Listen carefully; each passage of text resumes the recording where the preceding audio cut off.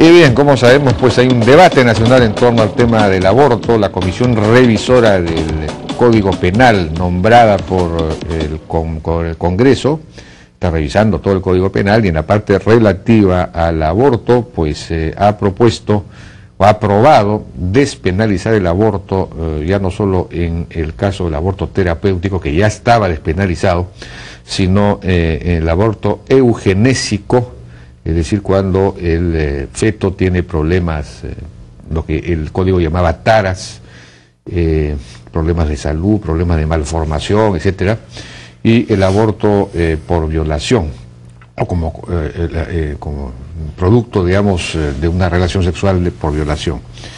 Entonces, hay esta discusión. Hemos invitado ahora al ministro de Salud, Óscar Ugarte, para conocer su posición al respecto y la posición del gobierno. Ministro, buenas noches, ¿qué tal? ¿Cómo está, Jaime? Buenas noches. Bueno, esto es lo que ha pasado brevemente, lo que acabo de resumir, ¿no es cierto? ¿Y cuál es la posición del gobierno frente a esto? No, yo voy a expresar mi opinión personal, como porque el gobierno no ha definido. El Consejo de Ministros no ha discutido este tema. El presidente pidió, y yo creo que es adecuado, que si esto está discutiéndose en el Congreso, que se defina en el Congreso, y lo que ahí se apruebe será discutido en el Consejo de Ministros. Lo que no evita, digamos, que puedan emitirse opiniones en un sentido o en otro. De acuerdo. Bueno, el aborto terapéutico, y eso se define, usted mismo lo ha puesto en un artículo, el artículo 120 del Código Penal, ya desde el año 24 despenaliza este aborto, ¿no es cierto? El 119. El 119, perdón, sí. Dice, no es punible el aborto practicado por un médico con el consentimiento de la mujer embarazada o de su representante legal, si lo tuviere, cuando es el único medio para salvar la vida de la gestante o para evitar en su salud un mal grave y permanente. Ahora, esto está despenalizado. ¿Y usted considera que debe permanecer despenalizado? Por supuesto, está despenalizado desde el año 1924, como dice el artículo, es decir, hace 85 años. Han pasado 14 gobiernos democráticos, dictaduras, nadie ha modificado ese artículo. Ningún partido político ha planteado su modificación tampoco. Este Código Penal ha pasado ya por 4 constituciones, la del año 20, la del 33, la del 97, la del 93, y ninguna constitución ha planteado su modificación.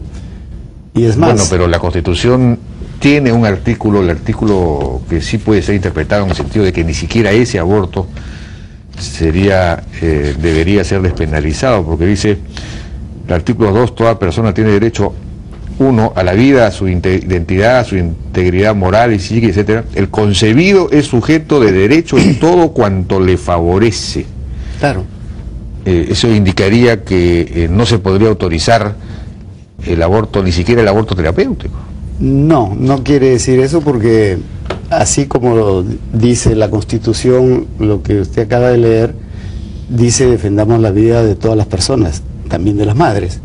El caso del aborto terapéutico es un caso muy peculiar, que está además aceptado en el 95% de los países del mundo. Solo 4 países no lo permiten. ¿Y por qué? Porque hay una condición, digamos, una circunstancia, lamentablemente, en la cual entra en conflicto el derecho a la vida de la madre con el derecho a la vida del concebido, claro, que efectivamente hay que proteger y defender, y somos permanentemente defensores también de la vida del concebido. Yo pongo ahí algunos ejemplos, ¿no?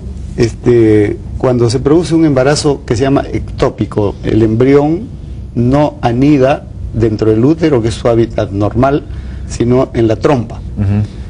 Ahí no va a poder crecer, desarrollarse. Lo que va a pasar es que va a romper la trompa, va a ser inviable como concebido, y va a producir una hemorragia interna masiva que va a poner en peligro la vida de la madre. En ese caso, esa vida que está creciendo, lamentablemente, claro, entra en conflicto con la vida de la madre. ¿Qué hacemos? Aparentemente tampoco esa vida sobreviviría, tampoco el feto sobreviviría. No va a sobrevivir, pues, pero es vida, ¿no es cierto?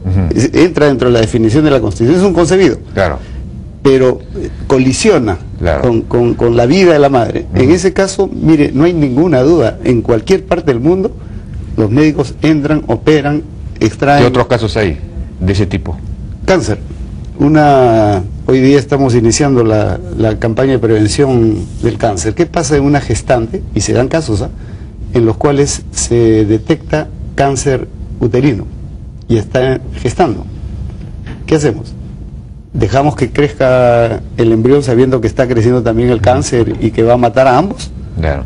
¿O intervenimos o irradiamos? Claro, lógico. Bueno, no son los dos únicos casos, estoy poniendo ejemplos, pero hay numerosos otros casos en los cuales eso es factible. Entonces la ley se pone en ese caso. Pero la ley se pone en ese caso, efectivamente. Pero y no es anticonstitucional, está en el marco de la ley. De acuerdo. Y de la Constitución. De acuerdo, pero ¿se aplica en el Perú el aborto terapéutico? Es decir, los médicos, ¿existe un protocolo para saber cuándo, de qué forma, en qué circunstancias, o no lo aplican simplemente? Se aplica pese a que no hay todavía un protocolo, y ese es un faltante, digamos así. Y nosotros como Ministerio de Salud estamos obligados a elaborar el protocolo, está casi listo y esto será presentado en su momento.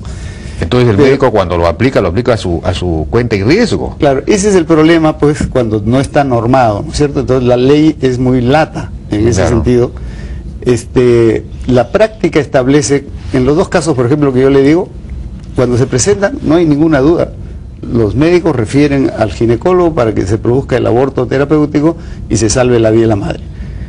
Pero, claro, podrían darse otros casos de diferente interpretación y podría hacerse un mal uso, digamos, de la norma. Entonces, hay que normar, hay que establecer en qué casos sí. ¿Quién decide? ¿Lo decide el médico? No, tiene que ser solicitado obviamente por la persona, por la gestante o su representante legal, pero tiene que haber una instancia que decida. Eso no lo dice la ley y debería haber una junta médica, eso es parte de lo que tiene que establecerse para que sea una cosa bien fundamental. De acuerdo, de eso está faltando entonces. Está faltando, por eso es parte de la responsabilidad. Usted debería lograr que eso se establezca. Como digo, ya hemos elaborado un proyecto de protocolo que estará próximamente presentándose en las próximas semanas y que yo creo que va a ser un gran avance para la salud pública. El tema del aborto eugenésico y del aborto mal llamado sentimental, el aborto producto de cuando ha ocurrido una violación, ¿no es cierto? La Comisión Revisora del Código Penal está proponiendo despenalizar estos dos abortos. ¿Cuál es su opinión al respecto? Yo creo que no debería ser así. Y le explico. En el caso de violación, lo que la ciencia pone ahora a disposición de las personas es la píldora del día siguiente. Si se produce una violación, es posible inmediatamente a través de este medicamento que evita la concepción, evitar un embarazo no deseado. ¿Pero este medicamento es de fácil acceso para la cantidad Sí, porque es parte de lo que el Ministerio de Salud ya incorporó en los últimos años. Este ha sido un debate de años anteriores. Está ¿En las postas médicas hay esto? Hay, perfectamente, así como hay anticonceptivos orales o preservativos y hay condones, así igualito hay píldora el día siguiente. Es parte del trabajo del Ministerio de Salud, tiene que ampliarse la información, etcétera, etcétera, pero justamente lo que nosotros estamos haciendo es normar, incluso en los casos de violación, qué hacer, porque esa es una de las cosas que hay que hacer, hay que dar apoyo psicológico, hay que dar un conjunto de soporte de salud pública a la persona violada. Creo que eso es fundamental. Y en el caso... pero ¿cuántos...? Hay una discusión acerca de cuántos... Hay una gran cantidad aparentemente de abortos por parte de adolescentes, ¿no? De mujeres muy jóvenes que abortan, o mujeres muy jóvenes o no tan jóvenes, pero digamos hay una gran cantidad de abortos clandestinos en buena cuenta, ¿no es cierto? Porque como está penalizado el aborto, entonces son abortos que se producen en las peores condiciones. Se habla de más de 200 o 300.000 abortos. Yo recuerdo los años 90 se hablaba ya de más de 200.000, no sé, ahora deben ser más.